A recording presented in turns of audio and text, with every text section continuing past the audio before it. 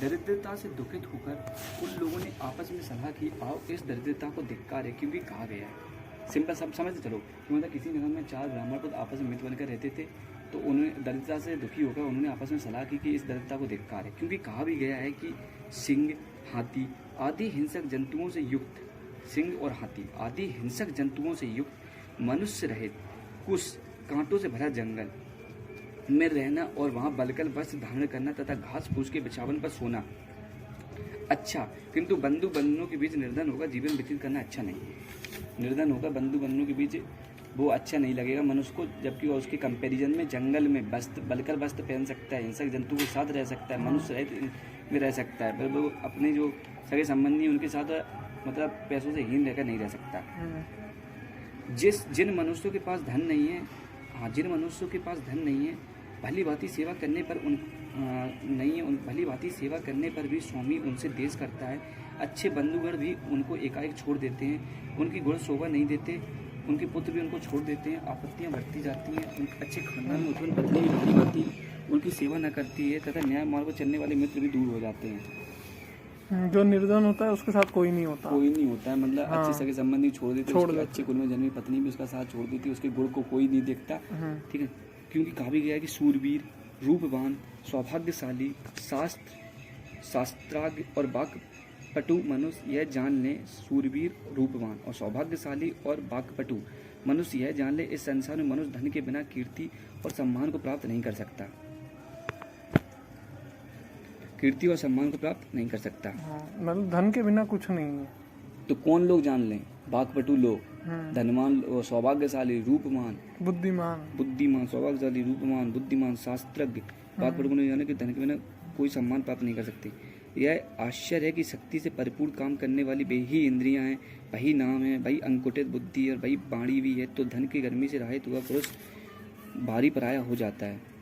अना हमें वही कहते हैं, अना हमें भी अर्धोपार्जन के लिए कहीं जाना चाहिए। ऐसा विचार करके अपने देश, ग्राम मतलब ग्राम से करो, ग्राम आता देश में, नहीं ग्राम में आते मित्र, तो ग्राम मित्र, फिर वो आता देश में, तो ग्राम मित्र देश, बंधु बंधन तथा ग्रह का त्याग कर, देखो ग्रह किसमें है? गांव में, गांव किसमें है? देश में, और वहाँ मित्र बंधन को छोड़कर आप ब्राह्मण कुमार अर्धोपार्जन के लिए निमित्त चल पड़े।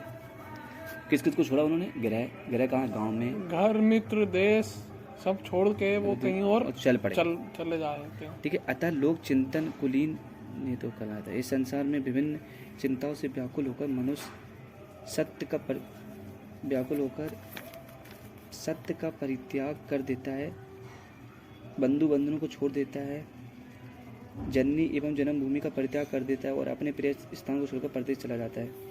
चिंताओं से व्याकुल होकर मनुष्य अपने जननी को छोड़ देता है, जन्मभूमि को परित्याग कर देता है। एक स्थान से दूसरे स्थान पर जाते हुए उज्जैनी पहुंच गए। हाँ, उज्जैनी पहुंच जाते हैं। लोभाविष्ट चक्रधर में उज्जैनी पहुंचेंगे। नहीं फिर चलते रहते हैं ये तो। हाँ, वो चलते रहते। वहाँ क्षिप्रा नदी, शिप्रा नदी के जल में स्नान के बाद महाकाल नामक शिव जी को प्रणाम करके के मंदिर से निकलते हैं। वैसे ही भैरवानंद नामक योगी सामने आ गए, तो ब्राह्मण उचित विधि से उनको प्रणाम करते हुए वे चारों उन्हीं के मठ की तरह चले गए। वहाँ पहुंचकर भैरवानंद ने उन लोगों से पूछा, आप लोग कहाँ से आ रहे और कहाँ जाओगे तथा क्या काम है? तब उन लोगों ने कहा कि हम अर्धोपार्जन की सिद्धि के लिए यात्रा करने वाले हैं, वहाँ जाएंगे जहाँ धन की प्राप्ति हो अथवा मरण हो जाए, यही हम लोगों का निश्चय है। कार के समय कहा भी गया कि कार के समय अपने शरीर को तुला पर चढ़ा देने वाले, जान की बाजी लगा देने वाले साहसी व्यक्तियों को अभिलाषित संपत्ति तो मिल ही जाती है, अनेक दुष्प्रय वस्तु भी मिल जाती हैं। यद्यपि अचित्त भाग्य तो बलवान होता ही है, कभी पुरुषार्थ भी बलवान होता है, क्योंकि कभी तो पानी आकाश से जलाशय में गिरता है और पुरुषार्थ से खोदे हुए आकाश में पाताल से भी निकलता है।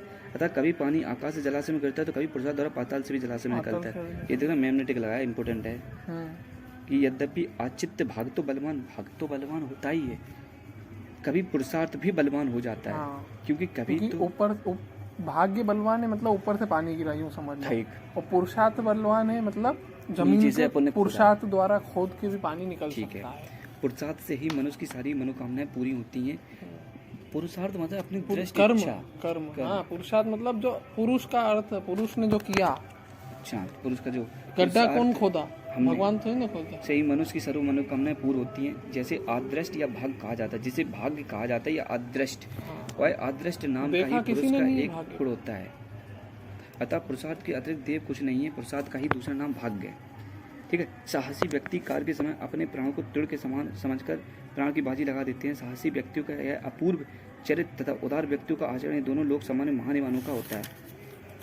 इस संसार में शरीर को बिना कष्ट दिए अनायास ही सुख नहीं मिलता, क्योंकि मधु नामक दैत्य को मानने वाले भगवान विष्णु भी समुद्र मंथन से थके हाथों के द्वारा ही लक्ष्मी का आलिंगन करते हैं। जो 4 महीने तक निरंतर समुद्र में शयन करते हैं, उन नरेश विष्णु की भी स्त्री लक्ष्मी चंचला क्यों ना हो जाए। आलसवश विश्राम करने वाले व्यक्ति को लक्ष्मी छोड़ देती है। जब तक मनुष्य साहस नहीं करता तब तक उसे ब्रज प्राप्ति दुर्लभ है। भगवान सूर्य तुला राशि पर आरूढ़ होने के साथ ही मेघ मंडलों को विजित कर पाते हैं। ठीक है, विजित कर पाते हैं। अतः शास्त्र पूर्व प्राणों की बाजी लगाने पर ही सिद्धि कार्य की सिद्धि हो पाती है। अतः हम लोगों को लायक पाताल में प्रवेश या अक्षणी क्या है यार बड़े व्यक्ति को प्रयोजन को पूर्ण करने में सामर्थ्य है, क्योंकि समुद्र के अतिरिक्त दूसरा कोई बड़वाने को धारण नहीं कर सकता। तब भैरवानंद ने उनको सफलता के लिए बहुत उपयोग वाली 4 सिद्धवर्तिका को बनाकर उन्हें दे दिया। बहुत उपायों वाली। अच्छा, तब भैरवानंद ने उनकी सफलता के लिए बहुत उपायों वाली, तो बहुत उपायों से बनाई गई 4 सिद्धवर्तिकाओं को बनाकर उन्हें दे दिया। सिद्धवर्तिका दे दी कि ये बीच में गिरनी नहीं चाहिए। कहा कि हिमालय की ओर चले जाओ, वहां पहुंचने पर तुम्हें तुम्हारी वर्तिका गिरेगी। जहाँ तुम्हारी वर्तिका गिरेगी वहां निस्संदेह तुम्हें बहुत धन मिलेगा। वर्तिका के गिरने वाले स्थान को खोदकर धन निकाल देना और उसे लेकर लौट जाना। वैसा करने पर जाते हुए में से एक की हाथ से वर्ती गिर गई। तब वह जैसे ही उस स्थान को खोदता है देखकर तांबे की खान है, तांबे की खान मिलती है फर्स्ट में। हाँ, अरे जितना चाहो तांबा निकाल लो। उनकी बात सुनकर दूसरे कहा, मूर्ख, इस तांबे से क्या किया जाएगा? यह अधिक होने पर भी हमारी निर्धनता को नहीं मिटा सकता।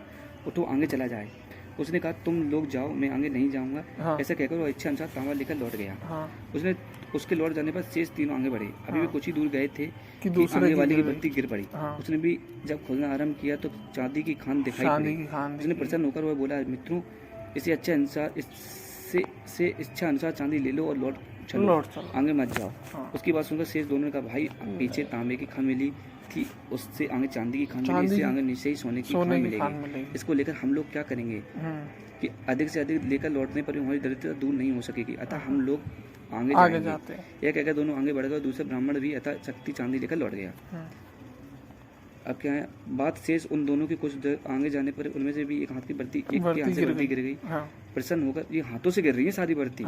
तो हाथ में पकड़ के जा रहे थे ना वो, तो गिर गई। प्रसन्न होकर वह भी जो ही खोदता है तो उसे सोने की खान। दूसरे ने कहा, अरे अपने इच्छा अनुसार सोना ले लो, सोने से बढ़कर कोई उत्तम वस्तु नहीं मिलेगी। तो दूसरे ने कहा, अरे मूर्ख, तुम कुछ नहीं जानते। देखो, पहले तांबा, उसके बाद चांदी, उसके बाद सोने की खान मिली, इसके बाद निश्चय रत्नों की खान मिलेगी। उसमें से यदि एक भी रत्न मिल गया तो दरिद्रता दूर हो जाएगी। अतः उठो और आगे चला जाए। इसे बोझिले बहुत भार से क्या लाभ? इस बोझिले बहुत भार से क्या लाभ? यह सुनकर उसने कहा, तुम आगे जाओ, मैं यहीं ठहरा हूँ, तुम्हारी प्रतीक्षा करूंगा। अंत में विवश होकर चतुर्थ को अकेले ही आगे जाना पड़ा। कुछ दूर जाने के बाद वह ग्रीष्म ऋतु की भीषण गर्मी, मतलब गर्मी पड़ रही थी उस समय। ग्रीष्म ऋतु की भीषण गर्मी प्यास से संतप्त एवं व्याकुल होकर लक्ष्य से भ्रष्ट हो गया और इधर उधर घूमने लगा। इधर उधर घूमते हुए उसने उस समतल भूमि मरुभूमि पर खून से लथपथ एक व्यक्ति को देखा, जिसके मस्तिष्क पर चक्र घूम रहा था। बड़ी शीघ्रता से उसने पूछा, अरे आप कौन है? इस प्रकार सिर पर घूमते हुए चक्र के नीचे क्यों बैठे हैं? यदि पास में कहीं पानी हो तो मुझे बताओ। इस प्रकार उससे बातचीत करना आरंभ करते हुए चक्र उस व्यक्ति के सिर से उतरकर ब्राह्मण कुमार के सिर पर चढ़ गया। यह देखकर उसने आश्चर्यचकित होकर पूछा, अरे आदमी क्या हुआ? उसने उत्तर दिया, मेरे सिर पर इसी प्रकार चढ़ गया था। तो ब्राह्मण ने पूछा, आओ बताओ, ये कब उतरेगा? मुझे बहुत कष्ट है। उसने उत्तर दिया, आप ही के समान जब कोई दूसरा व्यक्ति इसी प्रकार सिद्धवर्तिकाओं को लेकर आएगा और बातचीत करेगा, तब वह आपके मस्तिष्क से उतरकर उसके सिर पर चढ़ जाएगा।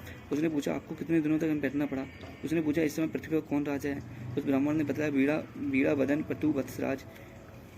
वीणा मृदु वीणा वदन पटु वत्सराज। वीणा वादन पटु, वीणा वादन पटु। उस पुरुष ने कहा, समय की गणना तो मैं नहीं जानता, किंतु जब राम राजा थे, हाँ, मतलब राम के राजा, जब राम राजा थे तब वो पहला वाला है, मतलब इसके पहले वाला आया था। और अब वीणा वादन पटु है तो अभी ये आया है चक्रधर। तब मैं निर्धनता से दुखी होकर सिद्धवर्ती लेकर गमान से आया था। यहाँ आने पर मैंने एक आदमी को देखा जिसके सिर पर चक्र घूम रहा था। मतलब इससे भी पहले किसी को देखा था। हाँ। इसके विषय में अभी भी उससे पूछ ही रहा था कि यह मेरे सिर पर आकर चढ़ गया। हाँ। और ब्राह्मण ने पूछा, मित्र, इस प्रकार चक्र के नीचे बैठने पर आपको भोजन पानी कैसे मिलता था? हाँ। उसने उत्तर में कहा, रमहासक कुमेर ने धन की चोरी के भय से अर्थ की चिंता में, मतलब धन की चिंता में इधर आने वाले व्यक्ति के लिए चक्र के गिरने का भय दिखाया है। अतः इधर कोई नहीं आता। यदि लो बस कोई आ पड़े तो वह इसी प्रकार मूर्ख, प्यास, नींद, बुढ़ापा एवं मृत्यु से रहित होकर, मतलब भूख नहीं होगी उसको, प्यास भी नहीं लगेगी, नींद भी नहीं आएगी, बुढ़ापा और मृत्यु कुछ भी नहीं होगी। बस धन की, क्योंकि घमंड में आया था वो, अहंकार में, लालच में, प्यास भी नहीं लगेगी, बुढ़ापा भी नहीं आएगा, मृत्यु भी नहीं होगी, मृत्यु भी नहीं होगी, मुझे केवल वेदना का ही अनुभव करता है। हाँ। अब आप कृपा मुझे घर जाने की आज्ञा दें। और कहकर वहाँ से तत्काल चल दिया, क्योंकि अभी घर जा रहा है, इसका घर अभी जिंदा होगा।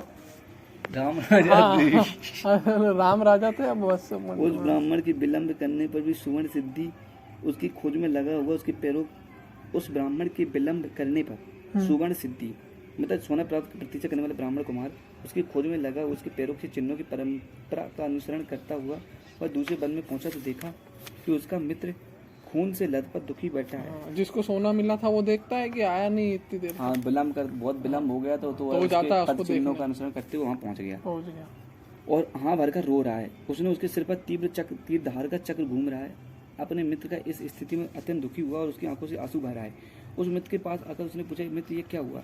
उसने उत्तर दिया, मित्र भाग का चक्कर है। सुवर्ण सिद्धि ने पूछा, ये कैसे हुआ? इसका कारण तो बताओ।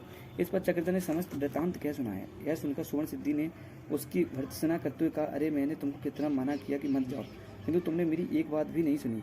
अतः क्या किया जा सकता? तुम विद्वान एवं कुलीन होकर भी वास्तु बुद्धिहीन हो। अतः ठीक ही कहा गया है, तुम विद्वान एवं कुलीन होकर भी वस्तु बुद्धिहीन हो। विद्वान की अपेक्षा बुद्धिहीन ये इसमें बताया गया, पता है? इस चक्रधर के सारांश है कि विद्या की अपेक्षा बुद्धि बड़ी होती है। विद्या की अपेक्षा बुद्धि बड़ी होती है। बुद्धि बड़ी होती है। उत्तम विद्या संपन्न व्यक्ति भी बुद्धि के अभाव में शरीर को जलाने वाले नष्ट हो जाते हैं।